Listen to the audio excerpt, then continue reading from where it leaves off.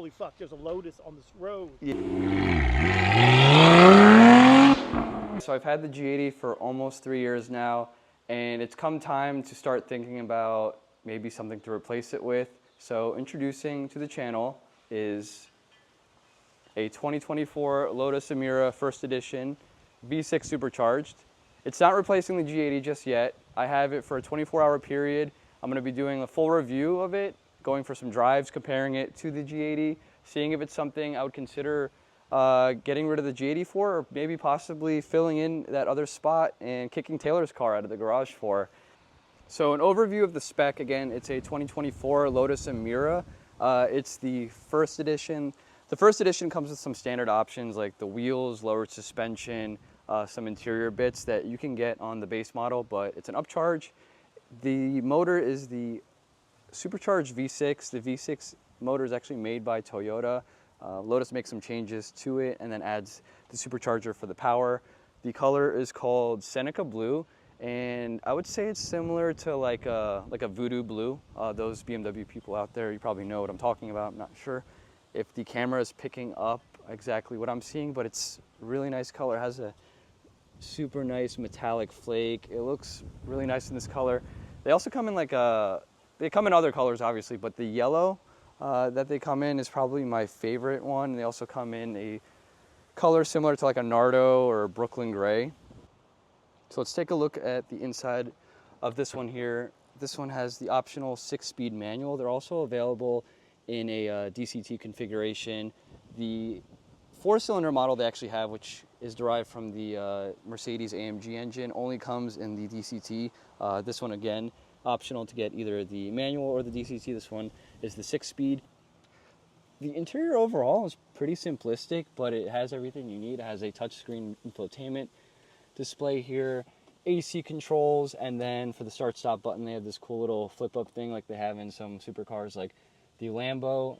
The cluster here is fully digital. It's a very modern car, but very simplistic at the same time.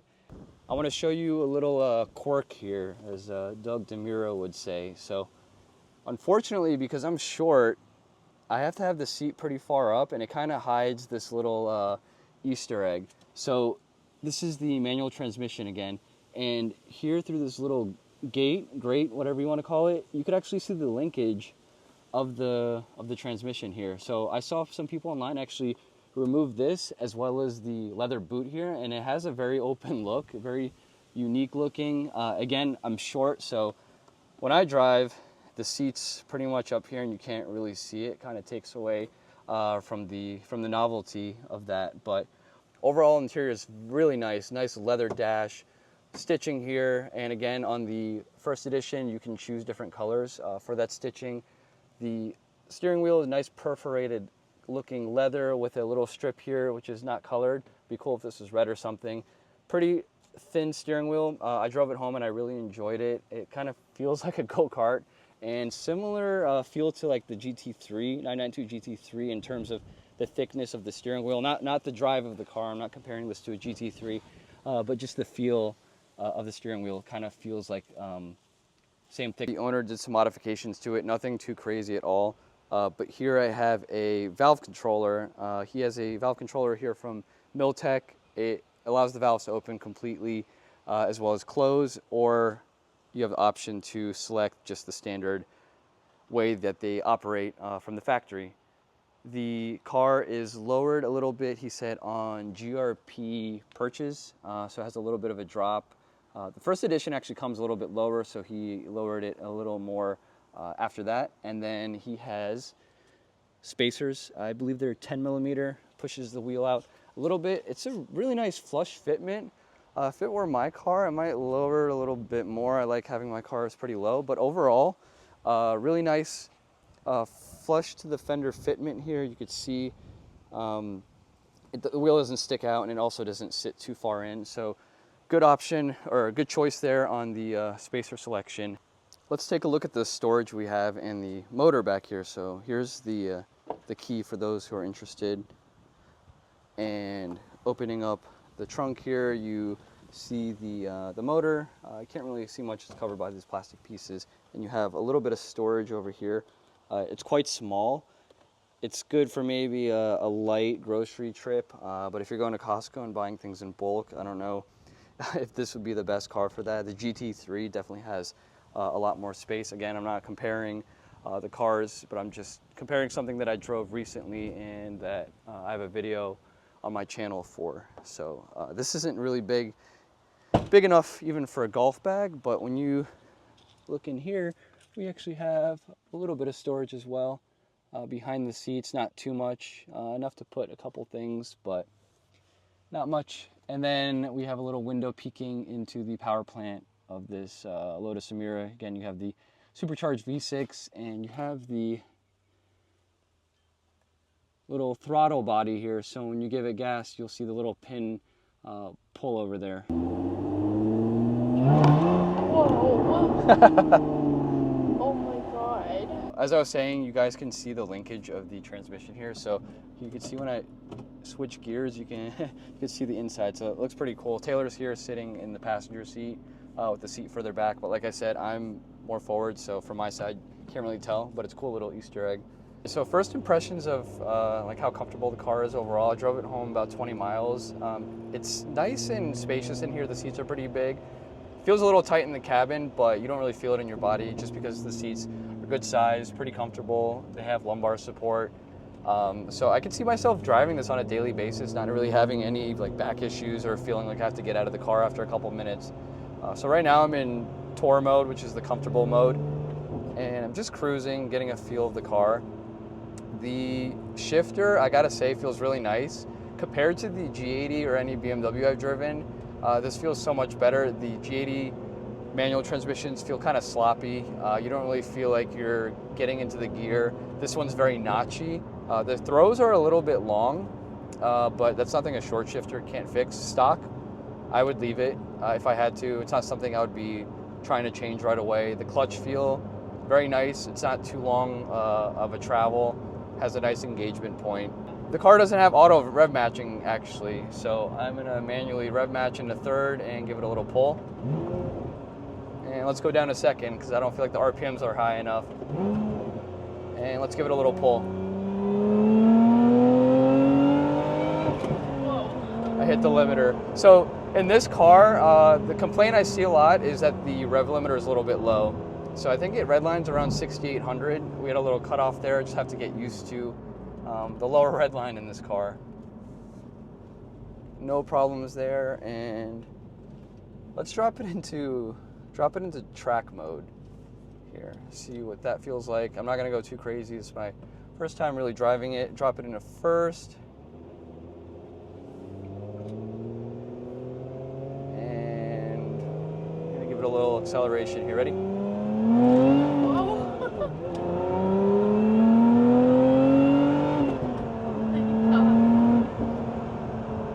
Feel quick?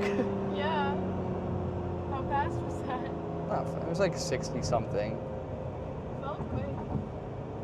Felt fast. And the first gear I shifted pretty early at like 5,000 RPMs. I didn't want to hit the red line again. Quick feeling car. Doesn't feel too insane. Doesn't feel like the back end's kicking out or anything. It feels safe. It doesn't feel crazy. I think you can watch some videos on YouTube before having it now, and you can get them tuned. Again, it's a supercharged V6. So with the supercharger, of course, you can, up the boost. I don't know if there's like pulleys or how they exactly increase that boost pressure there. The good thing about a supercharger is, unlike a turbo, there's no lag. So this car drives like an NA car. You have that instant power, which I really do like. Most cars nowadays are turbo because not only does it make it faster, it makes the car more efficient. Supercharger, pretty sure is just there for the power.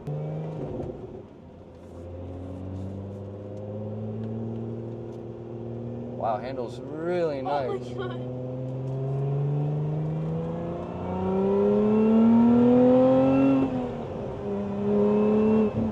And I don't know if you guys can hear the supercharger whine is pretty cool. Do you hear it? Yeah. It's like a screaming baby sitting behind us here. The engine's pretty insulated. Like obviously you're not gonna feel the heat. It's not super loud, but you do have it sitting right back here. You could show them. You can see the motor there. And I think you see that little pin if you zoom in If you zoom into the back there, that little metal piece. Ready?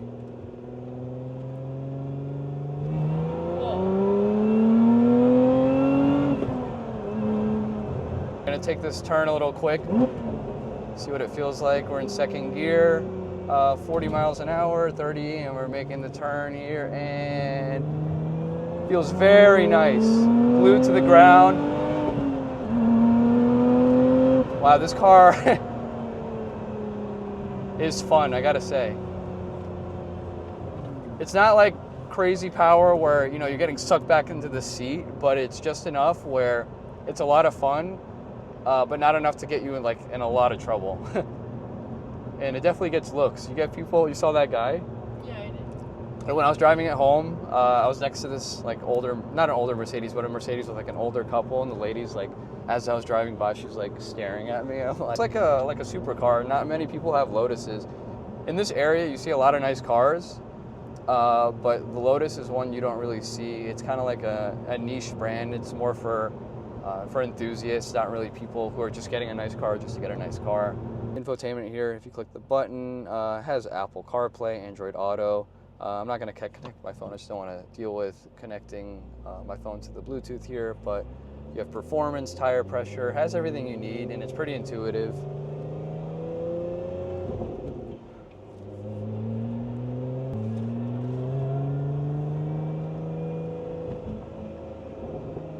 Go.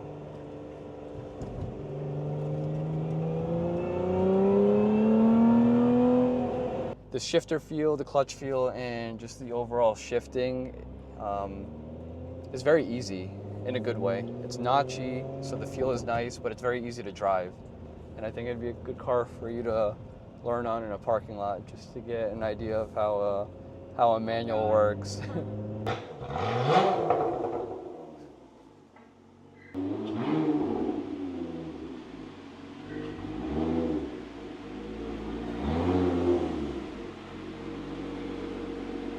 I pulled the Lotus into the garage to compare the size to the G80, and I thought the car was very small, but now that I have them both side by side, the Lotus is pretty damn wide. I thought the G80 would dwarf it, but pretty wide car. So we're gonna pull both cars out of the driveway now, get a better size comparison, because in the garage it's a little tight. Having the wide angle doesn't really give you like a true idea of how big these cars are, but I guess when it's in here, you can get an idea if you have a two-car garage, what they look like together. Again, the Lotus is actually pretty wide, I would say. It's a lot shorter, so if you have a short garage, it leaves you a lot of space over here. Pretty wide, car is very short, as you can see. It's like 6 inches shorter. Has that supercar feel, the low roof line, just the overall styling with these scoops here. In the hood, under the hood. I can't open the hood. There's some torque screws that you have to undo to open it. I'm not going to be messing with it because it's not my car. But there's fans under here, so I'm sure these vents over here are functional, as well as these side scoops. Again, the car is supercharged, so this is probably where the supercharger and engine intakes its air. And of course, back here we have the power plant peeking behind the glass. So I'm gonna pull both cars out now. You'll have a cold start up here of the G80, and then I'll take the Emira out, which was started and driven, so it's not gonna be a cold start.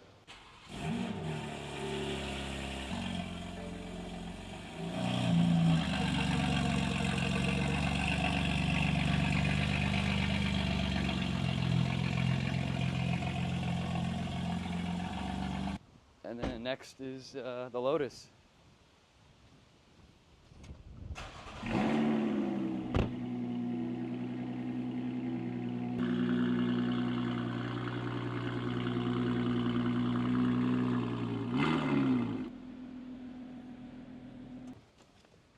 So what did you guys think of the sound? Again, the G80 cold start, so it was a little bit louder. I'm not sure how the Lotus sounds in the cold start. Tomorrow morning I'll take a new video when it's been sitting overnight. I overall like the Lotus sound better. It sounds more exotic. Again, it's a Camry V6, or it's a Toyota engine. It's the GR2, I believe, but it has a really nice tone. sounds pretty exotic, and the G80 is more of like a very loud rumble.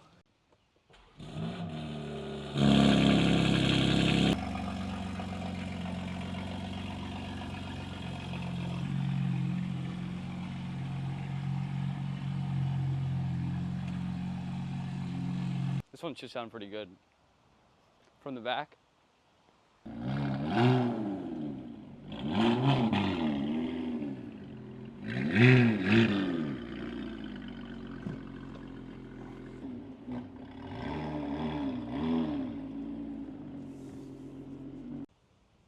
So we got the Lotus out of the garage with the G80 here, set up, staged side by side, and I gotta say, this looks pretty damn cool.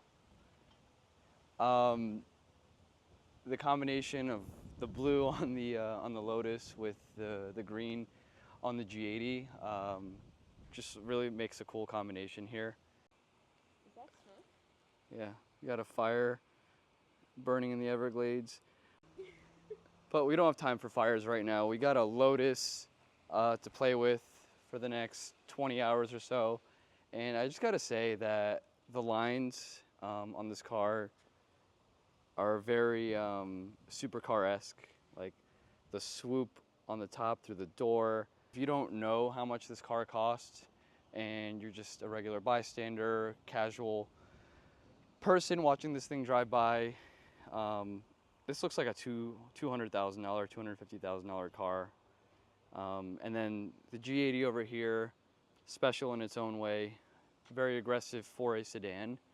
The way I have it done is different than what you see on the road, so it definitely stands out a little more than regular G80, just with the wheels, the color combination, how low it is, and just the overall look with all the carbon.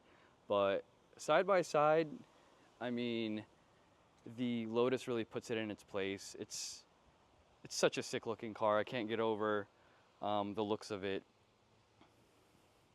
What do you guys think? Just from the looks alone, not factoring in the power or practicality or anything like that. What do you like the looks better of? Do you like the M3 or do you like the Lotus Emira here? Take a good look. Let me know in the comments. I'm actually very curious to see what your guys' opinions are. So like I said, this car has a Miltech valve controller, so we're able to close the valves or open them completely. We're gonna do some revs with the valves closed first and then open, so you can hear the difference right away. Open, closed. So give it some revs.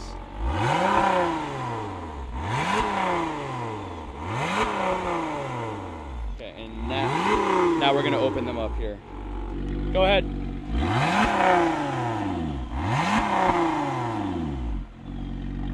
Good? We're gonna do some flybys here so you guys can get an idea of what the exhaust car sounds like under load.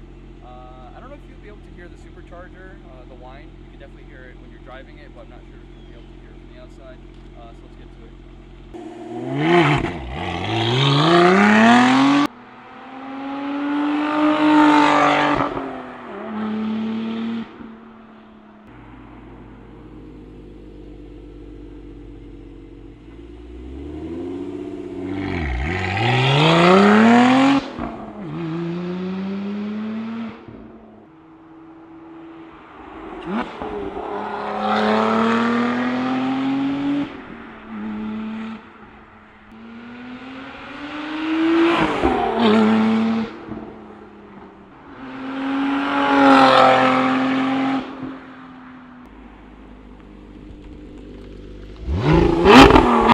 So we're taking the G80 and the Lotus to the park nearby so we can get some revs. I don't want to do it in the neighborhood, it's too loud. Is this a good two-car solution?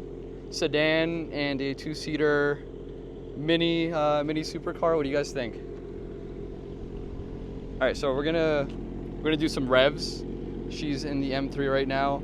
Again, these cars are very different. They're both 6 cylinders, but this is a V6 supercharged and that's a twin turbo inline 6. Give us some revs.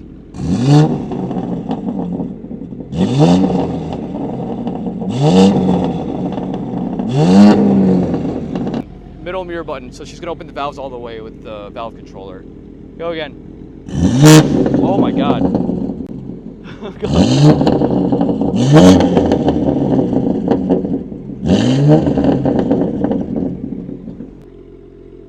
Now my assistant is going over to the... I like the sound of your car better.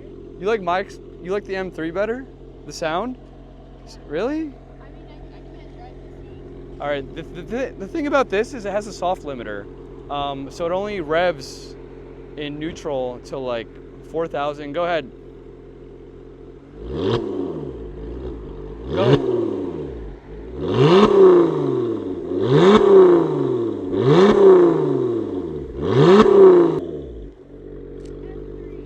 What? M3, why? Because it's louder? No, I like it better. All right. I can drive it.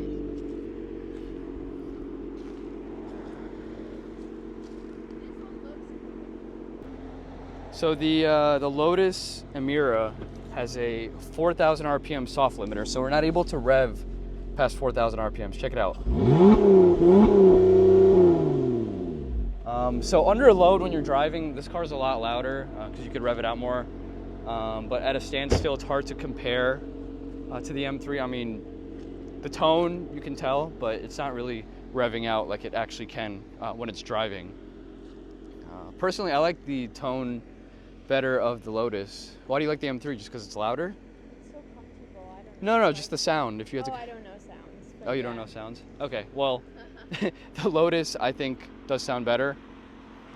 Here's a nice shot of both cars. The Lotus looks cooler, but I like how comfortable the M3 is to drive. Granted, I can't drive manual, so I have no idea. But maybe tomorrow morning we could teach you how to drive manual. Maybe. Yeah. Okay.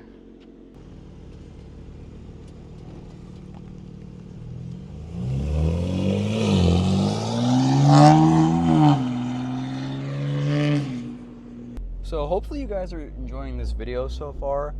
Hopefully I'm touching on all the points of the Lotus that I'm supposed to here. I'm not really too versed with reviewing cars. It's not like it's my full-time thing, or I've really reviewed many cars. This is the first time I've had one for like a 24-hour period where I'm actually able to give a good review of one and like a first-hand driver's experience for a full day. But I'm enjoying it so far. As you've probably heard, my reactions and overall kind of feedback I've given throughout this video and throughout my day.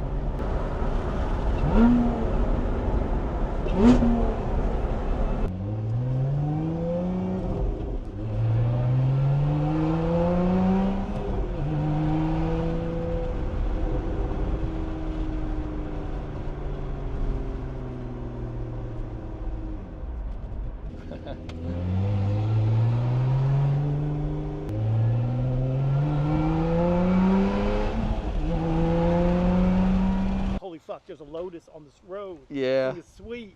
So BMW, yeah, nice. Lotus, different, little higher level there, man. I've definitely. I gotta let you drive the M3. Yeah, that's the let you compare. Man. Yeah, because I've only ridden in your M3. I've never actually driven it, but man, that thing, that's a unique car, definitely. Definitely would love to have you one of those. Jeez, that's sweet. Went shopping. We only have one bag of groceries. Let's try to put it behind the seat. Behind the seat? Yeah, let's put it behind the seat. I think it should be fine.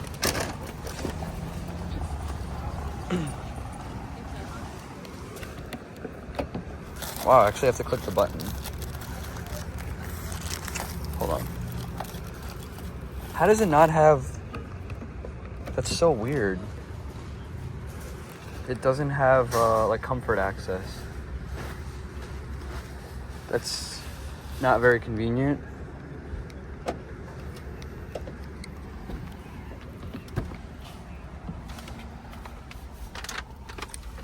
Does it fit behind? Yeah, but it's kind of hard to get it back there. Oh, no, it fits good. Yeah. There's a net that holds it. Yeah. You could even fit A few more. 3 bags of groceries back here. Yeah. And then you also have the actual trunk. So not too bad, actually.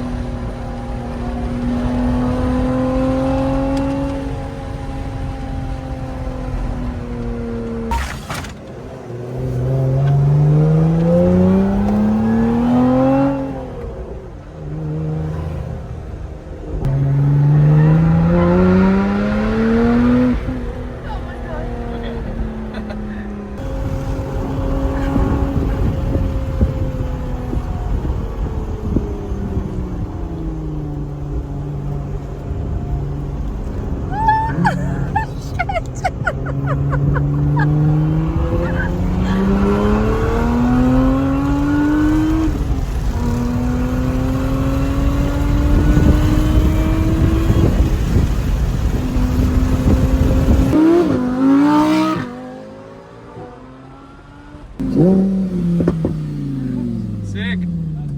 Thanks.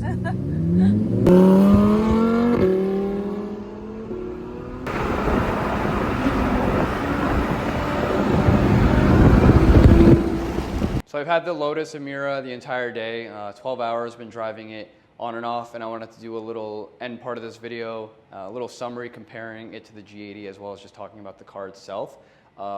Quick summary, I love the car, very fun, very engaging. The 6-speed manual in this thing is absolutely awesome. I love the shifter feel. I love the throws, the notchiness, the clutch pedal feels great. Nice engagement point, the travel, nice, not too far, not too long. The steering, love it. Hydraulic steering, way better than electronic as compared to the G80. Porsches out there, they have electronic, but they're able to kind of keep that engagement feeling. In terms of power compared to the G80 does feel faster and you're able to tune it and make big power. So if you're chasing big power, this car is not it. But it's definitely enough to throw you back in your seat. And I gave rides to friends and family today and they were all very impressed by it. This is stock. You're able to tune this thing. It has a supercharger, so I'm not sure of the tuning capabilities out there, but I've seen some videos and people put down an extra 100 horsepower or so, I believe. The sound, love it.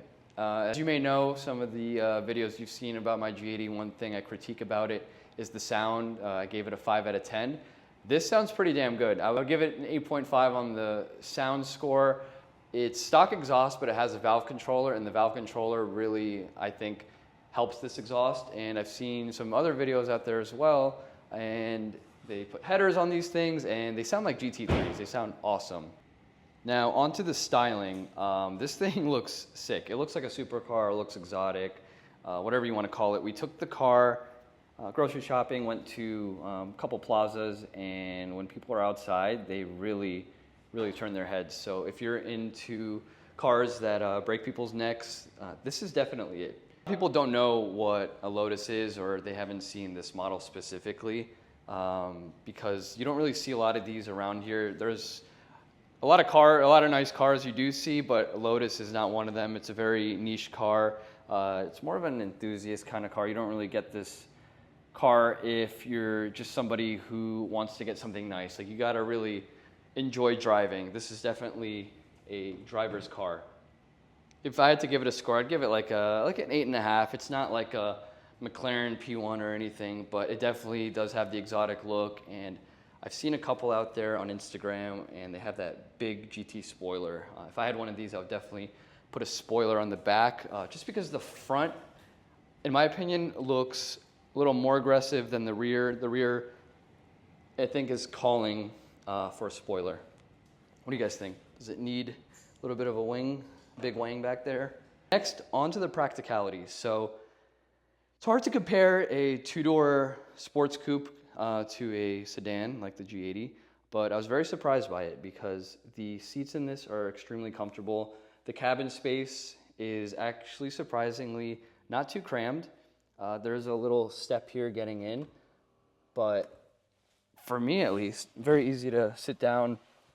Once you're in here, infotainment system, the gauge cluster, just everything feels very modern, and it doesn't feel like you're in a cheap car. The shifter, again, I absolutely love. I love the feel of it. I love this little grate here where you could see the linkage. I could see myself commuting in this daily. This is an extremely comfortable car, but not practical in terms of, if you need to haul a lot of stuff. There's some space behind the seats for some groceries, but if you're going to Costco or you're going to Home Depot and buying a lot of stuff and hauling it around, this is not the car to get. Again, it has a little space behind the seat as well as some trunk space back here, not a huge area, and it kind of sits with the engine back here, and it's a little warm, so if you're grocery shopping or moving something cold, those things might get hot pretty quickly. I'm not replacing the G80, but again, I've had it for 3 years, and after a few years, you kind of start to get bored of cars, so I just want to see what's out there. I think I'm going to be reviewing more cars on the channel.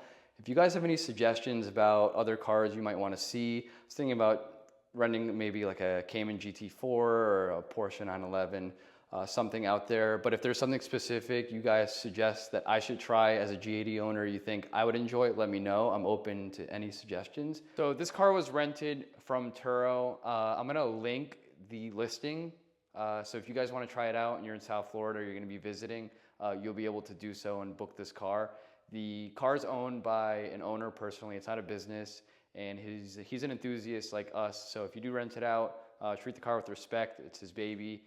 He's thinking about tracking it soon. We were talking about that a little bit. He's had Porsches before, but anyway, really cool owner. The car is in great condition, very clean, and I'm gonna return it to him the same way that I received it. All I have for this video, I think I'm gonna miss this car when I drop it off tomorrow.